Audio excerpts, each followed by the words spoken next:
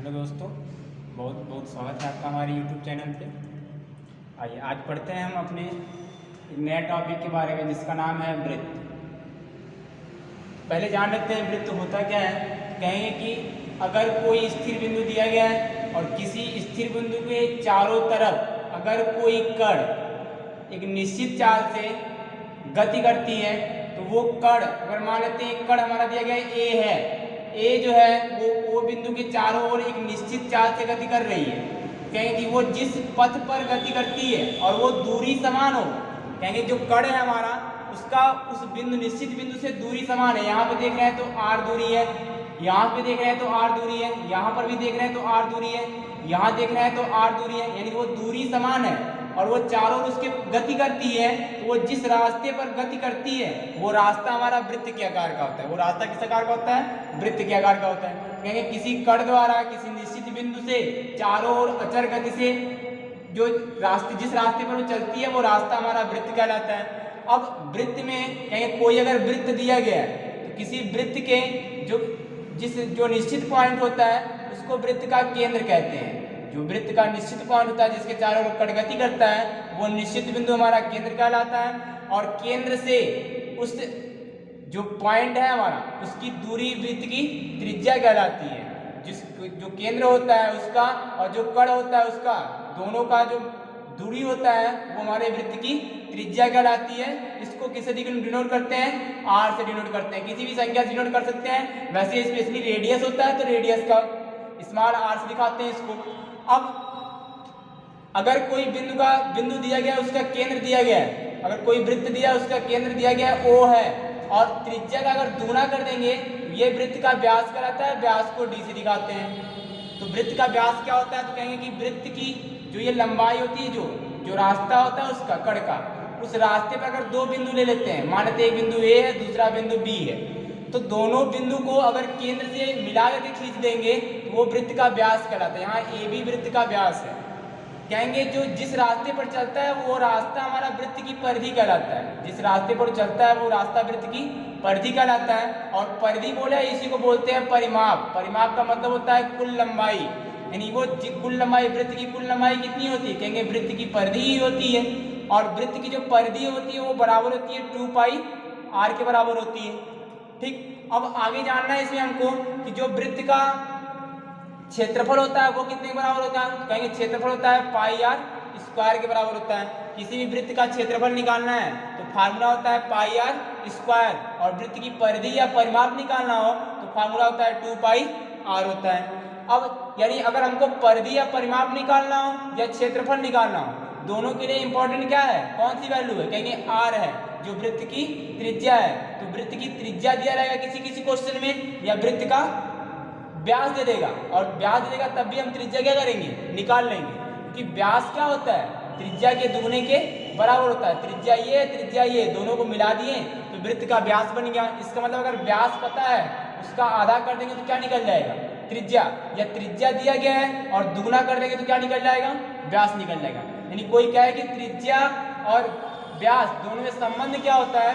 क्योंकि जो व्यास होता है ना वो त्रिज्या के दुगने के क्या होता है? बराबर होता है। तो ये एक फार्मूला हमारा बन गया।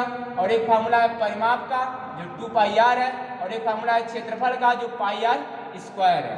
अब आगे जानना है क्वेश्चन कैसे देता है किताब में कि अगर किसी भी वृत्त की अगर त्रिज्या दी गई है, मान लो त्रिज्या r बराबर 2 सेंटीमीटर दे दिया, तो कहते हैं वृत्त का परिमाप कितना है? तो परिमाप का फार्मूला क्या होता है? 2 पाई r होता है। 2 पाई का मान 22/7 और r का मान 2 रख देंगे। 2 दूना 4, 22 चौक कितना हो जाएगा? 88/7। और परिमाप का मतलब होता है लंबाई, तो लंबाई को सेंटीमीटर में ही दिखाएंगे तो सेंटीमीटर हो जाएगा।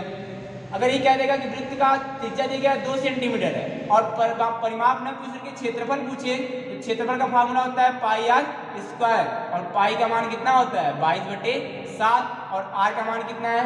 2 का स्क्वायर का मतलब 2 का गुणा 2 बार, 2 दूना 4 और 22 चौक 88 कितना हो जाएगा? 7। तो ये पाई r स्क्वायर निकला है और ये क्षेत्रफल निकला है तो सेंटीमीटर क्या हो जाएगा? स्क्वायर हो जाएगा। ठीक, ऐसे करना है इसको। अब आगे क्या जानना है? तो वृत्त का परिमाप और परिधि ये दोनों फार्मूले हैं हमको जानना है। और वृत्त की जो जीवा होती है, जीवा क्या होती है, कहेंगे अगर वृत्त की परिधि पर दो बिंदु ले लेते हैं, मानते हैं सी और डी ले लिए, इनको मिला देते हैं, लेकिन वो वृत्त के केंद्र से होकर के ना जाए। अगर वृत्त की परिधि पर दो बिंदु ले लेते हैं जो वृत्त के केंद्र से नहीं होकर जाता है, वो वृत्त की जीवा कहलाती है। और वृत्त की जीवा जो होती है, सबसे लंबी जीवा कौन सी होती है, कहेंगे जो वृत्त का व्यास होता है वही वृत्त की सबसे लंबी जीवा होती है। और वृत्त का जो केंद्र है, कहेंगे जो केंद्र है, यहाँ से अगर कोई और वृत्त होके जाता है, एक और दूसरा मान लेते हैं वृत्त ये है, एक और वृत्त इसके ऊपर जाएगा, तो अगर दो वृत्तों का केंद्र एक ही होता है उसको बोलते हैं सकेंद्रीय वृत्त, सकेंद्रीय वृत्त बोलते हैं। इसका मतलब क्या है, सकेंद्रीय का मतलब समान केंद्र वाले वृत्त, यानी दो वृत्त ऐसे हो जिनके केंद्र क्या हो, समान हो, यानी एक ही हो, उसको सकेंद्रीय वृत्त बोलते हैं। ठीक, तो फिर जान लेते हैं वृत्त क्या होता है। कहेंगे कोई निश्चित बिंदु से अगर कोई कण उसके चारों तरफ एक अचर चाल से गति करता है और उनके बीच की दूरी अचर रहती है। अचर का मतलब क्या है, घटती बढ़ती नहीं है, फिक्स रहती है। यह r दूरी पर है, यहाँ भी देख रहे हैं तो r दूरी पे पहुंचा है, यहाँ देख रहे हैं r दूरी पर है, यानी जो चाल है वो भी समान है, चाल समान है और दूरी भी समान है। ठीक है, तो वो कण जिस रास्ते पर चलता है वो रास्ता हमारा क्या बनाता है, वृत्त का आकार बनाता है। और वृत्त में कहेंगे जो निश्चित बिंदु होता है उसको वृत्त का केंद्र कहते हैं, और केंद्र से जो कण की दूरी होती है वो वृत्त की त्रिज्या कहलाती है। और त्रिज्या को अगर पूछे व्यास क्या होता है तो कहेंगे कि वृत्त की परिधि पर जो रास्ता है उसको परिधि या परिमाप कहते हैं। कहेंगे कि वो वृत्त की परिधि पर अगर दो बिंदु ले लेते हैं, वो केंद्र से होके जाए तो वो वृत्त का व्यास कहलाता है। और वृत्त का जो व्यास होता है और त्रिज्या संबंध क्या होता है, कहेंगे कि जो व्यास होता है टोटल लंबाई है वो वृत्त की त्रिज्या के कितने के बराबर होता है, 2 गुने के बराबर होता है। आगे जानना है इसमें हमको कि वृत्त की जीवा क्या होती है। कहेंगे कि वृत्त की जीवा अगर उसकी परिधि पर दो बिंदु को ले लेते हैं तो दोनों बिंदु को अगर मिला दें और केंद्र से होके न जाए तो वो वृत्त की जीवा कहलाती है। ठीक, और जो त्रिज्याएं होती हैं वृत्त के केंद्र पे कहीं भी, वो त्रिज्याएं आपस में क्या होती हैं, समान होती हैं।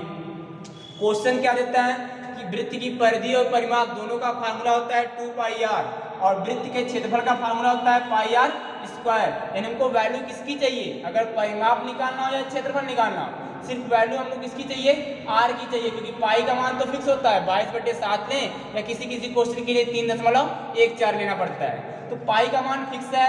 r का मान अगर पता चल जाए, वृत्त में सिर्फ r का मान चाहिए, हम चाहे जो वैल्यू पूछेगा वो वैल्यू निकाल सकते हैं। कहेंगे r का मान अगर मिल जाएगा तो क्षेत्रफल निकाल लेंगे और r का मान मिल जाएगा तो परिधि भी निकाल सकते हैं।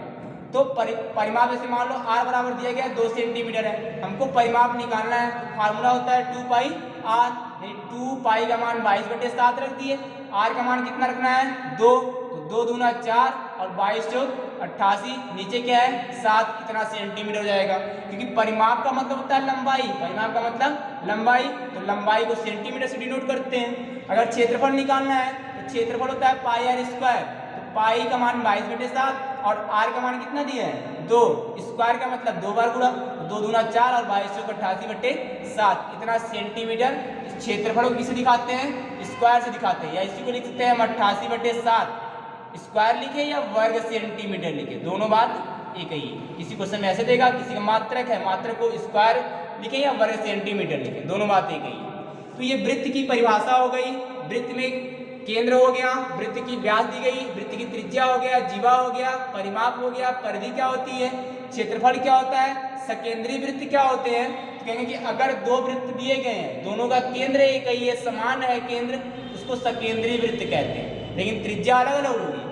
इसकी त्रिज्या यहाँ से यहाँ तक होगी और इस वाले की त्रिज्या बड़े वाले की यहाँ से यहाँ तक होगी, यानी उसकी जो त्रिज्याएं होती हैं वो अलग अलग होती है, लेकिन केंद्र क्या होता है, दोनों का समान होता है। इतना जानना है आज। अगले चैप्टर में बताया जाएगा कि वृत्त से संबंधित क्षेत्रफल कैसे निकालते हैं, उनके क्वेश्चन दिखाए जाएंगे। तो आज की वीडियो में हम बस वृत्त के जो परिभाषा होती है और उनके क्षेत्रफल का फार्मूला और परिमाप का फार्मूला, बस इतना इसमें जानकारी दिया गया है। और इसके अगले वीडियो में हम बताएंगे कि जो भी वृत्त का मान निकालना हो, क्षेत्रफल निकालना हो, या उसको कैसे घटा के निकालते हैं, जोड़ के कैसे क्षेत्रफल निकालते हैं, ये सब चीज़ें इसमें अगले पार्ट में बताई जाएगी। धन्यवाद।